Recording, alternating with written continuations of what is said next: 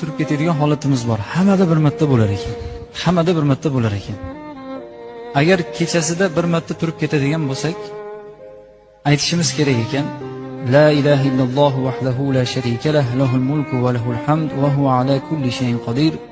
Va subhanallohi valhamdulillahi va la ilaha illalloh vallohu akbar. La havla va la quvvata illa billahil aliyyil azim. Hamma biladi bu kalimat. Mana shu kalimani aytadigan bo'lsa, kechasi bilan ibodat qilib chiqqanlik savobi berilar ekan. Kechasi bilan ibodat qilib chiqqanlik savobi. Qarang, subhanalloh. Bir marta uyg'onib qolganingizda ham nima qilyapmiz? Shu kalimani aytadigan bo'lsak, zokir bandalardan deb yozib qo'yilar ekan. Bu kechasi bilan zikr qilib chiqdi Xudo taoloni. Nimaga desa, dabdurustdan turib ketganimizda ham Robbimizni eslayapmiz-da. Dabdurustdan turib ketib qolganimizda ham nima qilyapmiz? Alloh taoloni poklayapmiz. Bandaligimizni izhor qilyapmiz.